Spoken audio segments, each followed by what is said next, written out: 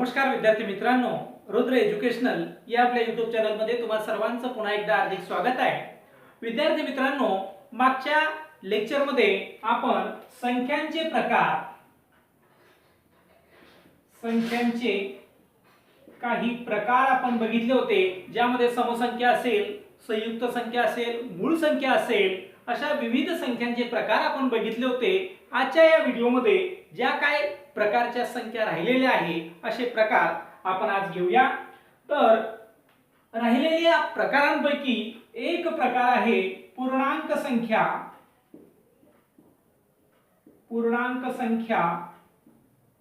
किंवा तिलाच पूर्ण संख्या असंही म्हणतात, तिलाच इंग्लिश मध्ये होल नंबर असंही म्हटले जाते। मग पूर्णांक संख्या म्हणजे काय, कशाला म्हणायचं पूर्णांक संख्या?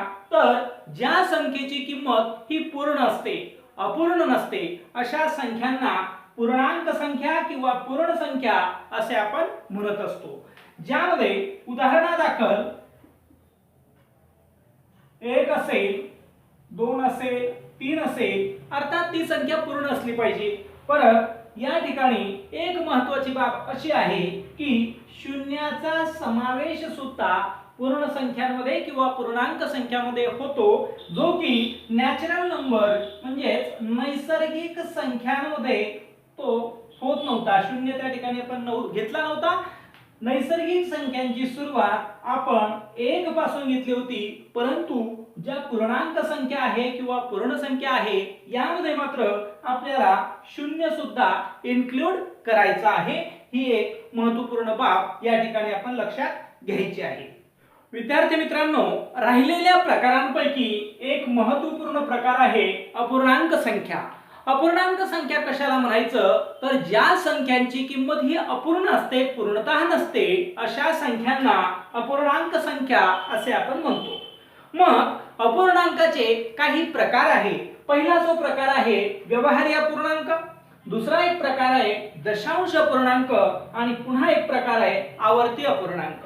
मग व्यवहार्य अपूर्णांक कशाला म्हणायचं? बहुतांश विद्यार्थ्यांना व्यवहार्य अपूर्णांक म्हणजे काय माहितच आहे, फक्त यालाच व्यवहार्य अपूर्णांक म्हणायचं हे मात्र बऱ्याच जणांना निश्चित नसते। मग व्यवहार्य अपूर्णांक म्हणजे काय? तर अंश आणि छेद अशा स्वरूपात एखादी संख्या ज्यावेळेस आपण डिनोट करतो, लिहितो, जसं की 5/9, 4/7, 11/2 अशा ज्या काही संख्या असतात अशा संख्यांना व्यवहार्य अपूर्णांक असं आपण म्हणत असतो।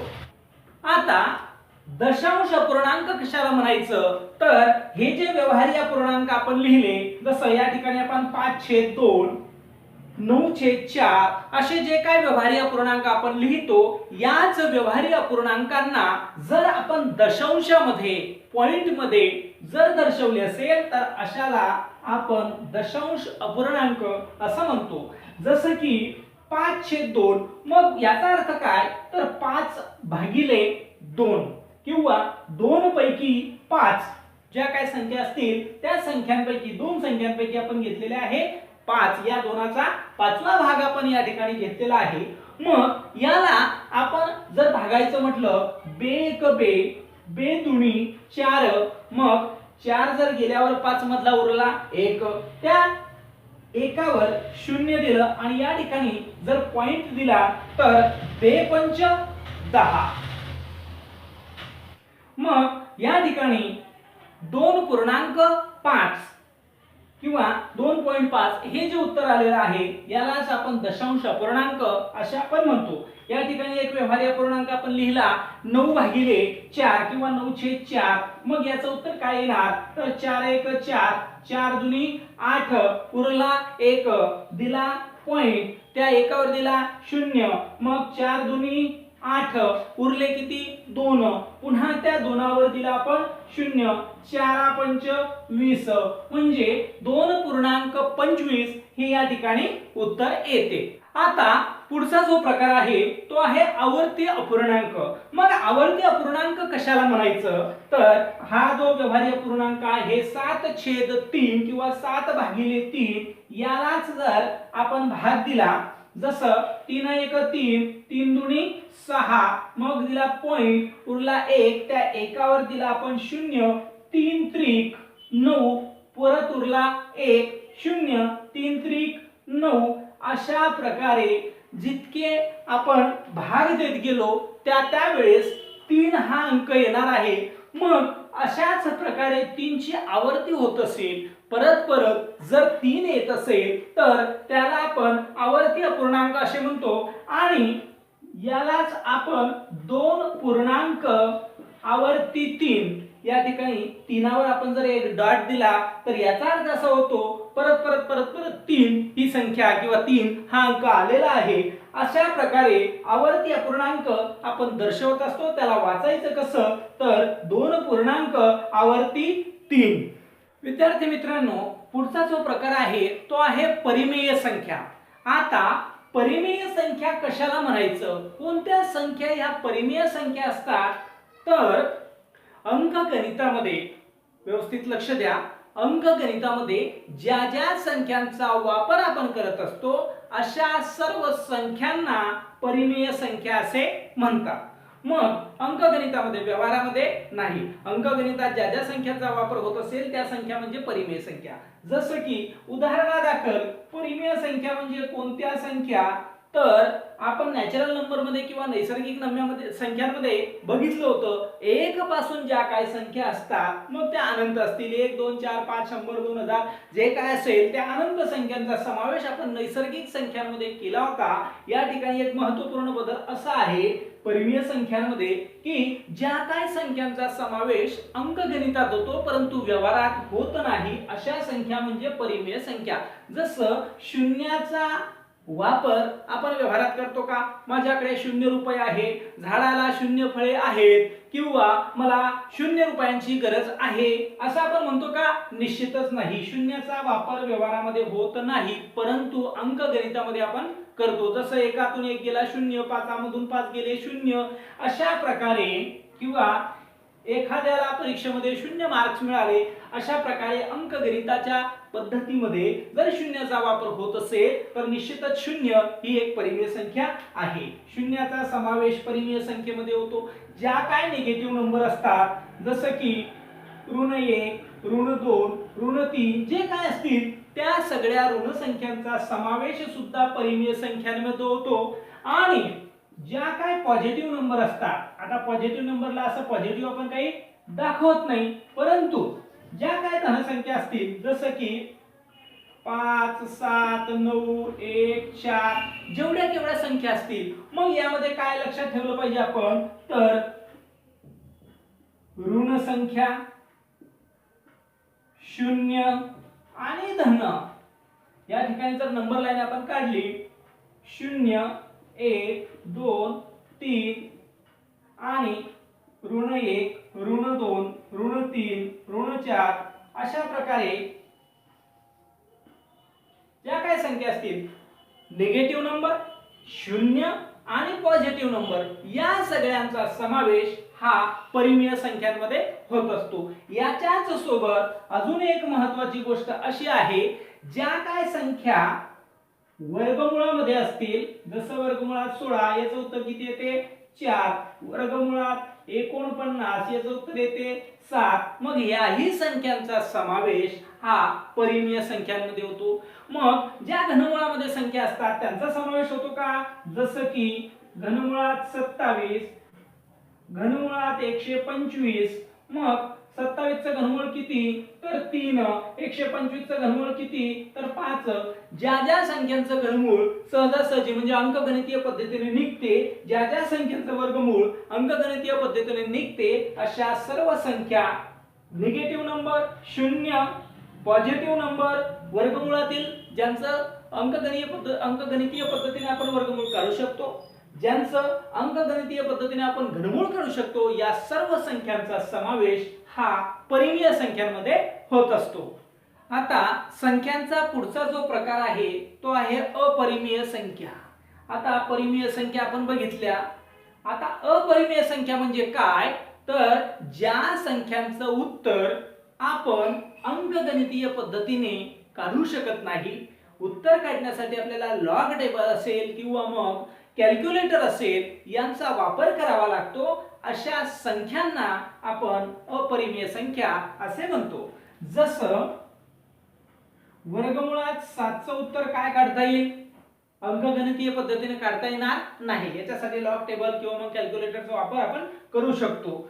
तसंच वर्गमुळात 10 असेल किंवा वर्गमुळात 11 असेल यांचं उत्तर आपल्याला अंकगणितीय पद्धतीने काही काढता येत नाही, म्हणून अशा संख्यांना अपरिमेय संख्या असं म्हणायचं।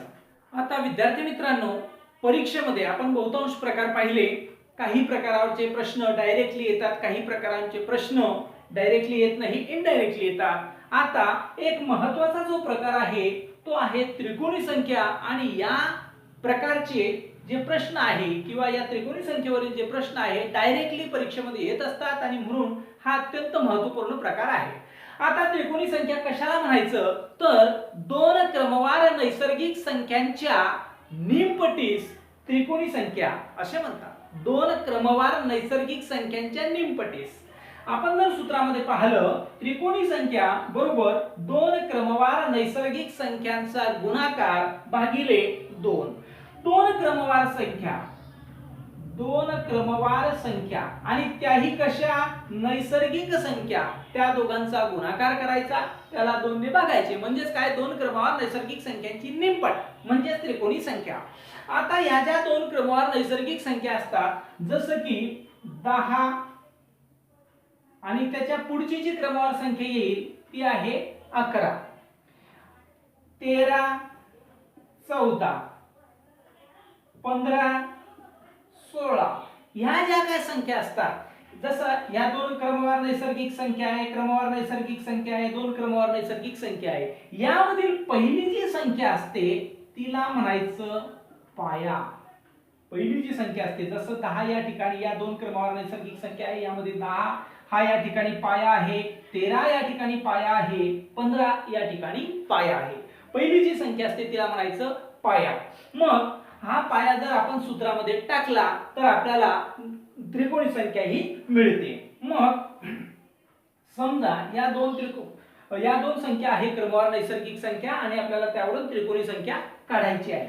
मग 10 गुणिले 11 भागिले 2 काय येईल उत्तर? बे बे 5 10, 11 5 55 हे आली त्रिकोणी संख्या। दुसरं जे उदाहरण आहे की यामध्ये 13 गुणिले 14 भागिले 2 बे 7 14, उत्तर काय येईल? 13 7 91। यामध्ये 15 पाया आहे, 15 गुणिले 16 भागिले 2 बे 8 16, 15 8 20।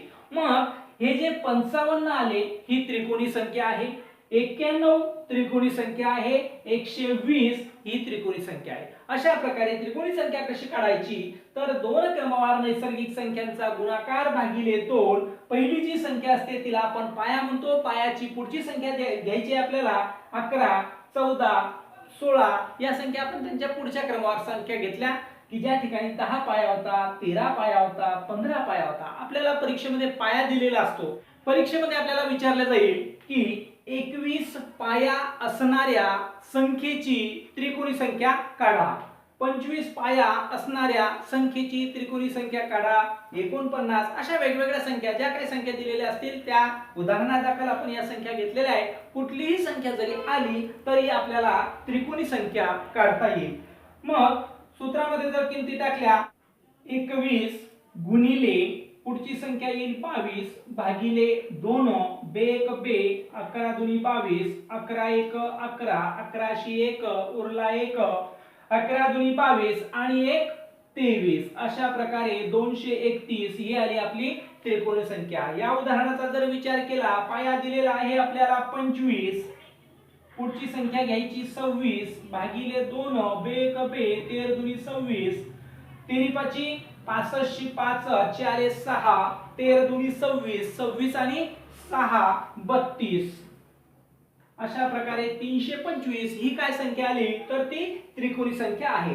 49 चा जर विचार केला तर 49 पाया दिलेला आहे आणि पुढची संख्या घ्यायची आपल्याला 50 भागिले 2 बे एक बे आणि 25 दुनी 50 25 9 सव्वा 200 सव्वा 200 शी 5 4 22 25 चौक 100 आणि 22 122 म्हणजे 1225 ही जी संख्या आलेली आहे ही आहे त्रिकोणी संख्या।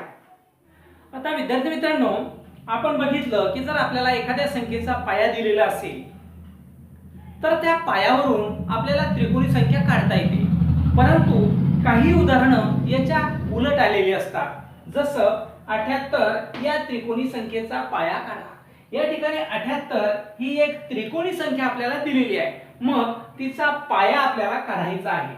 असे प्रश्न जर आपल्याला विचारले असतील तर आपण काय करायचं, जी काही त्रिकोणी संख्या दिलेली असेल त्रिकोणी संख्या गुणिले 2 बे 8 16 16 6 4 1 बे 7 14 आणि 1 15। आपण काय केलं, जी काय त्रिकोणी संख्या होती त्या त्रिकोणी संख्येला 2 ने आपण गुणलं, 156 ही संख्या मिळालेली आहे। आता या 156 च्या अलीकडची वर्ग संख्या आपल्याला काढायची आहे।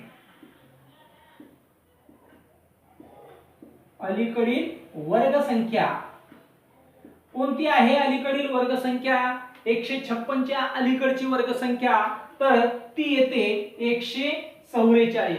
144 या संख्येचं वर्गमूळ ते येते 12।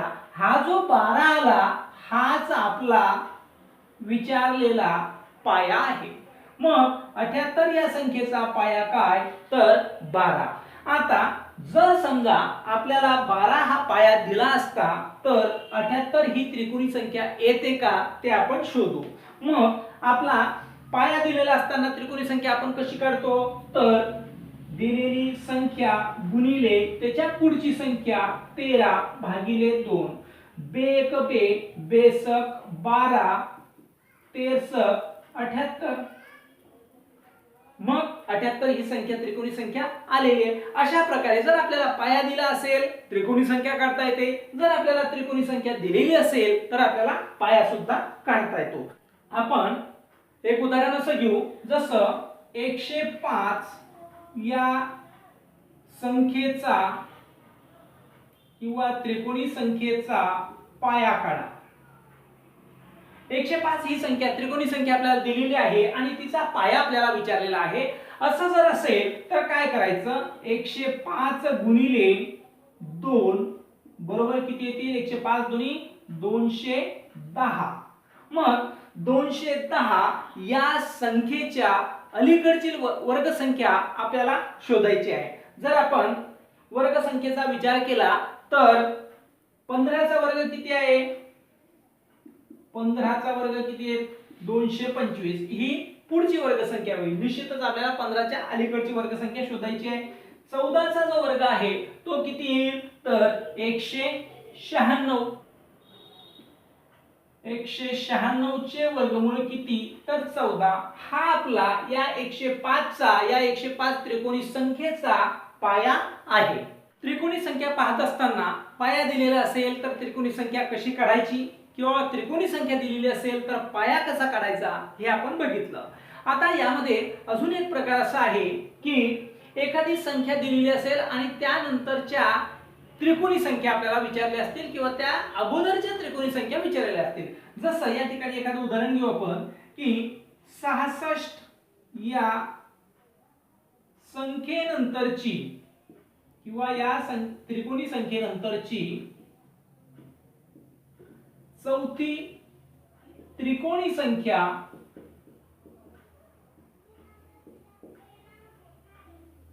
काढा।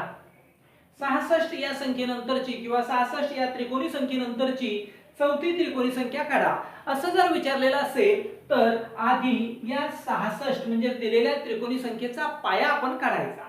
पाया कसा काढतो आपण, पाया बरोबर 66 गुणिले 2 तिची दुप्पट करायची। दुप्पट केल्यानंतर जी काही संख्या येत असेल त्या संख्येच्या अलीकडची संख्या कोणती वर्ग संख्या आपल्याला शोधायची आहे, त्या वर्ग संख्येचं वर्गमूळ हा या संख्येचा पाया असणार आहे। मग बेसक 12, 12शी 2 चारा 1, बेसक 12 आणि 1 13, 132. 132 च्या अलीकडची वर्गसंख्या कोणती आहे तर ती येते 121. मग 121 चं वर्गमूळ किती तर 11. 11 हा आला पाया. आपल्याला काय विचारलेलं आहे या संख्येनंतरची चौथी त्रिकोणी संख्या, पुढची याच्या पुढची त्रिकोणी संख्या. मग काय करायचं तर या पायामध्ये आपल्याला हे 4 मिळवायचे, जितकी चौथी 25 26 जे काय विचारलेले असेल तेवढे मिळवायचे. मग 11 अधिक 4 15 हा आला आता आपला पाया. जी नवीन त्रिकोणी संख्या आपल्याला काढायची आहे ना त्या संख्येचा हा आला पाया. आता नेहमीच्या पद्धतीनं आपण त्रिकोणी संख्या काढूया. मग 15 म्हणजे पाया गुणिले पुढची क्रमवार संख्या 16 भागिले 2, बेक बे, बेआठी 16, 15 20. अशा प्रकारे 66 या त्रिकोणी संख्येनंतरची चौथी त्रिकोणी संख्या आहे 120. परत एक उदाहरण घेऊया. 210 नंतरची पाचवी त्रिकोणी संख्या, पाचवी त्रिकोणी संख्या. आता 210 जर दिलेले असतील तर 210 चा पाया आधी आपण काढूया. 210 गुणिले 2, मग 21 दुनी 42, 0 जसाच्या तसा 420 आले. या 420 च्या अलीकडची वर्गसंख्या कोणती तरी 3 400. मग 400 चं वर्गमूळ किती तर 20 हा आला आपला पाया. या पायामध्ये आपण हे 5, आता पाचवी त्रिकोणी संख्या विचारली म्हणून हे 5 आपण मिळवू, म्हणजे येतील 25. 25 हा झाला नवीन पाया. आता पाया जर मिळालेला असेल तर त्रिकोणी संख्या काढता येईल. आता पुढची त्रिकोणी संख्या काढत असताना पाया घ्यायचा, तो आलेला आहे 25 गुणिले पुढची क्रमवार नैसर्गिक संख्या ती येते 26 भागिले 2, बेक बे 13 दुनी 26. मग 25 आणि 13 या दोघांचा गुणाकार. 25 त्रिक 75, 75 शी 5, 4 7, 25 1 25, 25 आणि 7 किती होतील तर 32. म्हणजे 325 ही आली नंतरची पाचवी त्रिकोणी संख्या. विद्यार्थी मित्रांनो, माझा व्हिडिओ जर आपल्याला आवडला असेल तर कृपया लाईक करा. जे गरजू विद्यार्थी असतील अशा विद्यार्थ्यांना हा व्हिडिओ शेअर करा. आणि अजूनही आपण जर चॅनलवर नवीन असाल तर कृपया चॅनल सबस्क्राईब करा. रुद्र एज्युकेशनल. पुन्हा भेटूया पुढच्या व्हिडिओमध्ये. तोपर्यंत